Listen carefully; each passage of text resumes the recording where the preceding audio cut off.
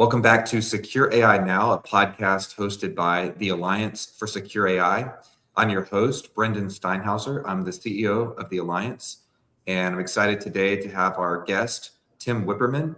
He's with an organization called Humanable, and we're going to talk today about AI's impact on the creative industries, especially music and art and other related topics. So I'm really excited to jump in with Tim, and then we also have our communications director here at the Alliance, Peyton Hornberger, is going to join us as well.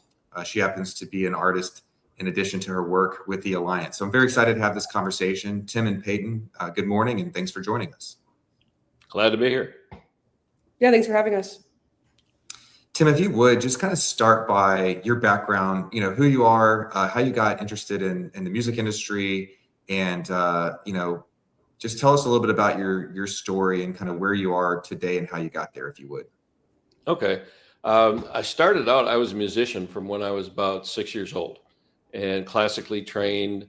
And then as I moved up, I got into R&B bands, and then going through college, sort of earned my way through college playing with R&B bands a long time ago, traveling around as the only white kid in this band. And it was that in itself was an interesting adventure. You got to see, how the African-American society was treated in the US back then as a sort of from the inside out, which was horrifying. But anyway, I was going to go in the Foreign Service. A lot of my family's in that, but I fell in love with music, and my cousin was in Nashville and invited me to come down to see what was going on in the music industry.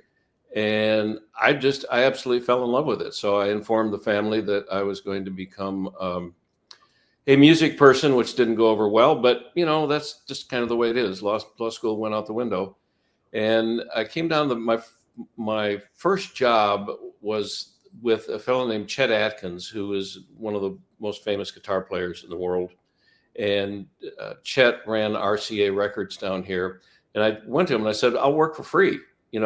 Just let me have a job. I'll work for free. I want to learn the business. How does this thing work, et cetera, et cetera." Well, and he said, okay. And about 2 months in, he had fired the guy that ran his publishing company, music publishing company down here. And he came to me and David Conrad, who was my roommate and one of Chet's proteges, and said, "You boys know how to run a publishing company?" "Oh, yes, sir." We didn't know, from Shinola. We were absolutely green. And we just jumped in, and honestly, we were stupid enough. We didn't know what we couldn't do. And that's how the whole thing started. So I worked then with a fellow named Chris Christopherson, who's a pretty well-known songwriter. And Warner Brothers came to me and said, "We need to start our operation in Nashville." They were headquartered in LA. Will you start the company for us there? And I said, "Yes, absolutely." So I founded Warner Brothers Music, which then became Warner Chappell later on, and turned into be one of the top 3 music publishers in the world. And I ran Warner Chappell for 29 years here in Nashville. Then they sold it to Time Warner, divested of all their music interests. And so I went to a record company, and I call that going to the dark side, and worked with the record company for a while. And that was really good. And then I started my own publishing company, and we had writers like Hillary Lindsey, who's in the Songwriters Hall of Fame, wrote a lot of Lady Gaga stuff and A Star Is Born, all that kind of thing. And a fellow named, a couple other really top Hall of Fame writers. And to make a long story short, that then was sold to Anthem Entertainment, which is a Canadian multinational. And I agreed to be president of Anthem down here. And I did that for about 3 or 4 years. And then a company called 1RPM came to me, which is a digital distribution company. It signs artists, and then those artists are played on Spotify and YouTube, and it's the intermediary. It's like a record company, really, but in the digital age. And I wanted to learn. I knew enough about the streaming business to be dangerous, and I really wanted to learn the ecosystem and how it worked. So I did that for a while. And then the Humanable founders came to me and said, "Look, we have this concept. And the fact is that AI, as it is now, about 28% as of now of the streams that are uploaded to Spotify or Amazon or YouTube or whatever the DSP they call it, digital service provider, about 28% of those streams are now AI generated. And the issue there is that those companies have a finite royalty pool that they pay. Now, the royalty pool changes, and I won't go down that rabbit hole, but basically on any given quarter, there's a finite royalty pool that is paid out on a pro rata basis to all the composers and publishers and record companies and all that sort of thing. Well, all of a sudden, 28% of that as of now, and it's going up, is being siphoned off from the creators. And it's being siphoned off by Gen AI songs that come in. Under the US copyright laws, no piece of intellectual property can be copywritten that is not generated by a human being. So there's no protections for those songs. For instance, the monkey that took the selfie and that whole thing, that cannot be copywritten. The elephant that paints pictures with its trunk can't be copywritten because they're not humans. A machine regurgitates. I don't say machines create because they don't really, but they regurgitate information, they scrape. That can't be copywritten. So what you have, and theoretically, the various rights societies don't pay royalties on that, but they don't know what's AI and what's not. So they pay royalties, and this finite pool has been shrinking to the composers. And now, as I said, 28% of it's Gen AI generated. So what you have is two sets of difficulties. One is the legal set, which is if there's AI content in it, the portion of that content will not be copywritten by the US Copyright Office. It has to be human generated. Within that difficulty, okay, let's say Peyton writes a song and she includes generative AI in this process. Well, how much of that song was written by Gen AI? How much did Peyton write? How much? It's an impossibility at this point to determine what percentage of the song, or if it was a critical percentage, was written by AI. The Peyton might write the greatest opening line in history, or the greatest, the greatest chorus line in history, and AI kind of fills in the words and that kind of stuff around it. Well, what's the essence of the song? Is it Peyton's one line that, raindrops keep falling on my head, or whatever it might be, that is the essence of that song? And then how much do you allocate to the AI in there? So the whole point is that is at this point, physical impossibility to determine. So a lot of the supposed response to this is that there are companies that have AI detectors. So let's say Peyton writes a song and for a portion of his AI and puts it up there on Spotify or Deezer, whatever it is, or Deezer uses it. Their instrumentation and their algorithms come back and say, oh, we think this is 32% AI. We think this is AI, or this isn't AI. And supposedly they can discern what's AI or not. The issue with it is, it's like the intelligence business, is that you encode and you decode, and you encode and you decode, and it's a forever game of whack-a-mole.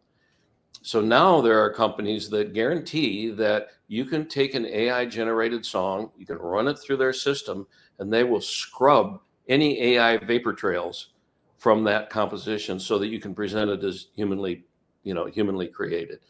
So the whole point is the technology is going to be an ever non-ending, never-ending process of whack-a-mole. So what we did is go, okay, is there a binary way and a simple way to determine what's human generated and what's not? And the founder of one of the founders of the company, Lily McGrady, and she's about 26 now, a really, really brilliant young lady, came up with the idea, well, bots and AI generated machines don't have social security numbers. They don't have flesh and bone. That's the one differentiator between what a bot and Gen AI is, and human creation is the human itself. So what we do is first verify that the human being is a human being. So Peyton would come into our system. She'd come into our website and go, "Hey, I'm Peyton. I'm a human being." And we use a third-party fintech company called Plaid to determine who's human or who isn't. And they do all the credit card companies around the world. And it's very secure. We don't keep the data. And so Plaid comes back and goes, "Yep, Peyton's a human. She's good to go." And then what we do is say, "Okay, Peyton," I don't know if I have a card with me or not. I should, but I don't. We say, "Okay, Peyton, you are now verified as a human. We're going to let you use our Humanable trademark for all your correspondence, all your websites, everything that you do." Here it is. I happen to have one, actually. That's it right there. And we'll allow you to use that trademark. So we operate under trademark law. And Peyton could use that for, again, her websites, her social media, her anything to do with her as a business person interacting with other businesses. So those businesses automatically know they're dealing with a human. It's not an AI generated bot. It's not, it is an actual human being. This can be extrapolated to job applications and all sorts of other things. But right now we're concentrating more on the music and the film space. And then secondly, okay, we've verified Peyton as a human. The people she works with and whoever she corresponds with knows that she's an actual human being. And you're given a unique identifier, by the way. Each person, it isn't just, we don't just throw this thing out there. Each person has a unique identifier, number 1, 2, 3, 4. Only Peyton and we would know what that number was. So if anybody tries to hack it or get into it or steal it, we know if they're legitimate or not, because again, we'd go back to Peyton and say, "Hey, is this yours?" And Peyton would go, "No, they don't have a number." Then if Peyton creates intellectual property, whether it's a song, whatever it might be, it could be a piece of art, it could be a book, whatever, she will load that into the system. And she signs off on a declaration, which is legal, that says this was created by me, the particular human Peyton, and it is Gen AI free. And we'll get into the nuances of that. But basically, it is not created by generative AI or a bot. And I sign off on that. And then that particular piece of intellectual property also gets a Humanable trademark next to it. For Spotify, whatever, it locates right next to that piece of, whether it's a book, would have the Humanable trademark, whatever it might. And that also gets a unique identifier. So not only do we know the person is unique, but that particular piece of IP is unique in the process.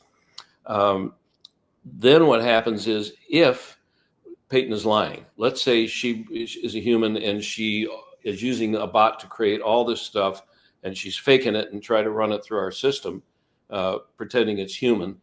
We do have an AI detection system in the back end we run everything through. And this detection system, if it pulls up, "Yeah, this looks fishy. It has feathers and it quacks, but Peyton's saying it's an elephant. Yeah, okay, let's check this out." So we go through a series of checks.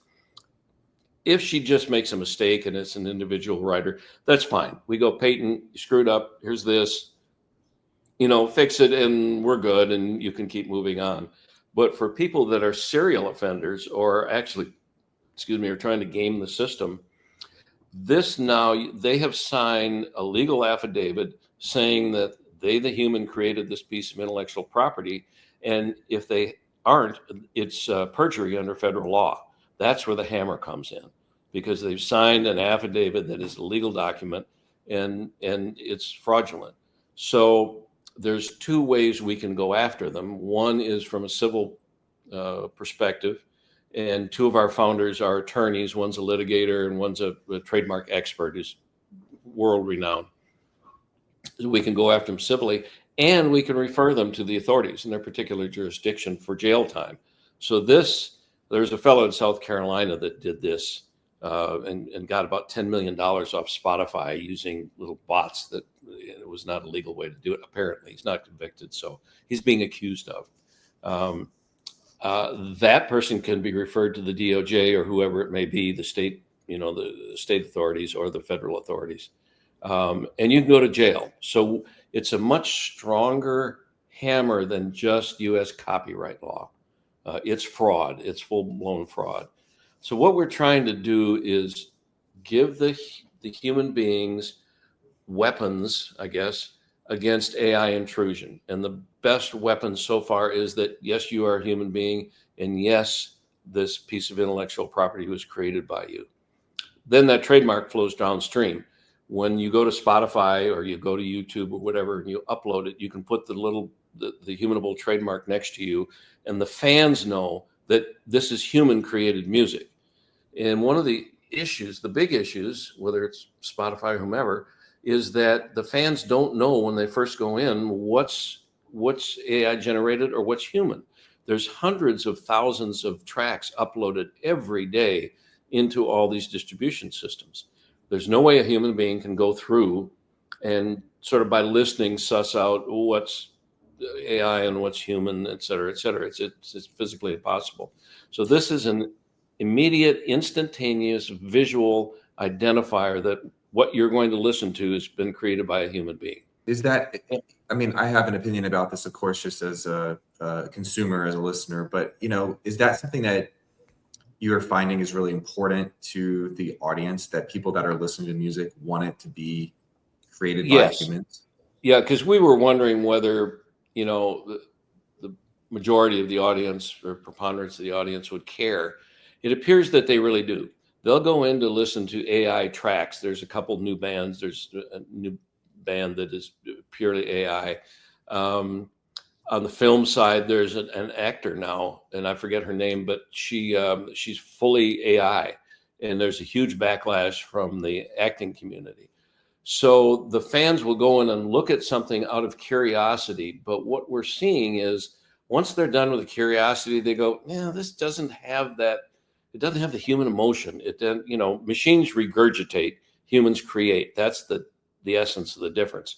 And machines don't have 30 years of experience of living life and what the heartbreak they've been through, et cetera, to superimpose that living that life on what they're listening to. Machines just cannot create. They can't create. They regurgitate from the copyrighted material that we've already created and put out there. And that's another aspect of it. They have stolen our creative work, loaded it into a machine, and this machine regurgitates it in a particular sequence that supposedly is a song. So there's that aspect of it too. Is there's a moral aspect of no, that's wrong. There is an emotional aspect in that's doesn't seem to really fulfill what the humans want on a permanent basis. And the bottom line is that most of them then come back looking for their favorite artist or looking for their this human created music because the AI stuff is curious, but it doesn't fulfill their needs. So yeah, and for some people there is a moral component. It's kind of like climate change or whatever, is that they recognize, and they're beginning to recognize more and more, that the bots are taking away from the creator's ability to survive and the creator's ability to live in as they've done for a long time, and that the money generated by all this stuff is going to go, half of it in a few years is going to go to AI generated bots, and you're going to eliminate an entire segment of the creative population in the worldwide. We're worldwide, but we're focused on U.S. right now. So it's an existential danger to the creative community and the art community and the book community. And now what we're finding is, I'm talking to the SAG after SAG folks. Now actors and their voices are being cloned by AI and used without their permission and without any compensation. And it's a huge problem in the film and TV industry. So we're talking to them about the icon will be a little different. It'll be the I forget what they call it. It goes up and down when you take number 2 plate. So the whole point of this is, and let me go back a second. So on the actor's part or the author's part, you can't tell now if there is, let's say Peyton is an artist, okay, and you pull something up and there's, 5 Peyton Hornbergers in there, and you're going, well, which one's real? Which one's AI? Which I don't know. And the real Peyton is going to have this icon next to her name that only she can use. And so you can differentiate between the humans and the fakes. Dolly Parton's dealing with that right now. There's 5 or 6 other Dolly Partons out there trying to pretend they're her. And they're going, okay, what do we do here? So that's kind of the essence of what we're doing. We're trying to protect the creative community from their livelihoods being taken away. No, that's really interesting. And I'm just sitting here thinking about all of the parallels to other industries. Oh, sure. I'm not, I'm probably the least creative person on the team, but I love music, love watching movies. And I think about how this is a huge impact on this community. But I'm also thinking, we had a conversation at the office recently about, the legal industry and about obviously truck drivers and about accountants. And it's just really a problem in every sector. And so, but I think there's something kind of unique about the creative industry that I love for you and Peyton to kind of share your thoughts on, which is there's also just something special about art in that, to your point earlier, it's human beings, we create art in a way that's kind of speaking to other human beings in a way that only we can, right? That shared experience that you can relate to. And I fear that if more and more of so-called art is generated by artificial intelligence, we're losing that human connection in a place. It's almost like one of the few realms where you can really do something that is, I don't know, purely human, if that makes sense. Like it's just a special category of activity that we do when we create art and when we are doing something creative. And I think if we lose that, I mean, it really chips away at what it means to be a human. That is something so unique to us. And it's really exactly really the point. So I'd love for you and Peyton to, respond to that. And the other thing is for the AI folks out there going, oh, wait a minute, we use it as a tool. A non-generative AI used as a tool in the music industry is fine. If you want to sample a piano and put it and you play it and put it in your track, that's fine. If you use it as a thesaurus, that's fine. Or you say, I want a guitar sound that is a cross between Eric Clapton and Chet Atkins, and it gives you that sound, but you play the guitar on the track, that's fine. It's used as a tool. Now, if you say, give me a riff that sounds like a riff, it was a cross between Eric Clapton and Chet Atkins, and you take that riff and plug it into your song. No, that's an AI generated piece of music that can't be certified. So AI tools are fine. We're not anti-AI. We're just pro-human.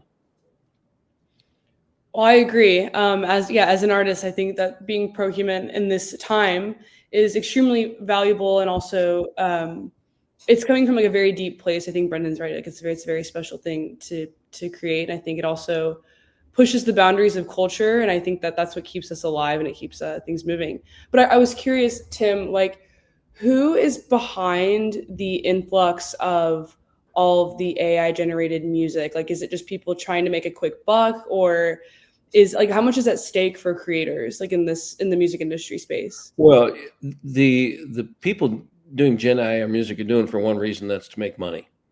It isn't now for the most part. I mean, nothing is, absolute, but for the most part, they can throw up these tracks into the digital realm, and the DSPs get the tracks and people listen to it and they make a ton of money. I mean, this guy from South Carolina made $10 million doing it. And it was the songs had the craziest little names, and people would hit on them and they'd get however many, cents. So it's all about the money.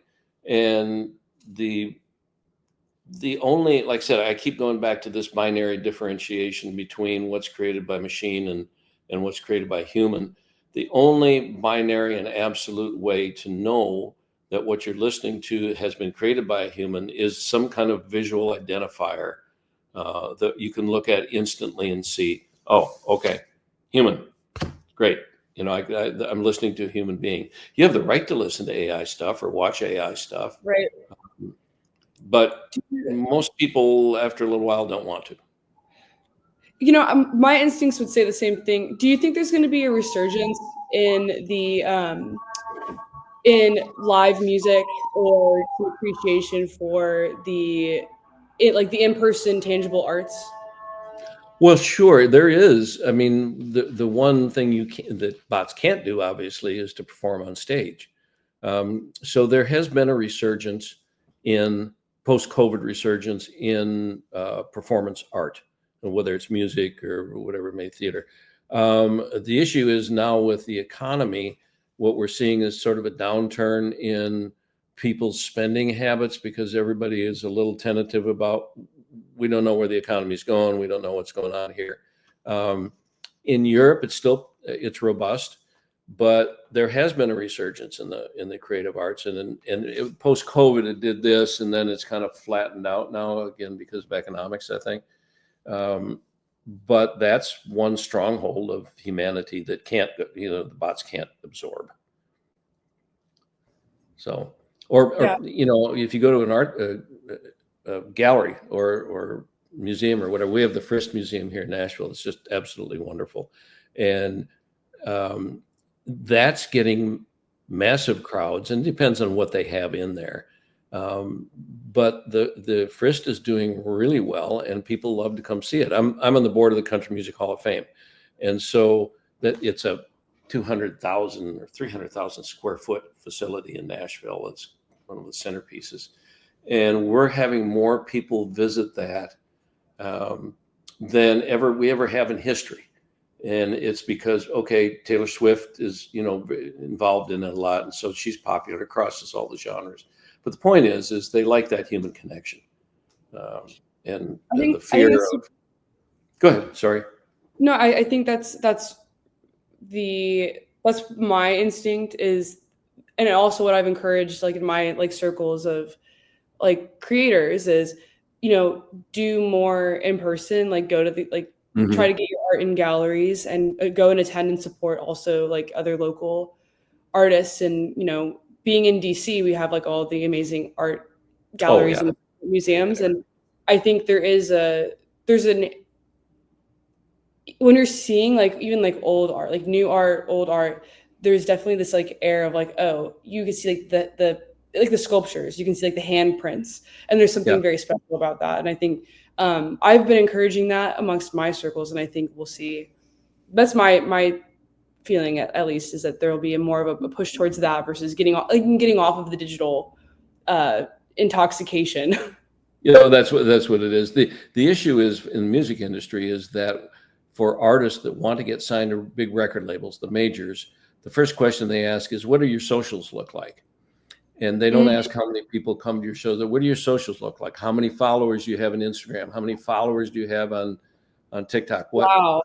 It used to be, again, I sound like a Luddite here, but it used to be, that you'd go to see a show and you'd look at the artist and you go, oh my gosh, they're amazing. Let's see what their music's like. How can they write? And that was the determinant to a degree of whether you'd sign them or not or work with them. Now the first question is not about live, not about any of that. What are your socials like? Because we can build on socials. And that's another problem, is the digital arena is becoming the determinant of people getting signed to larger companies that can then build their careers.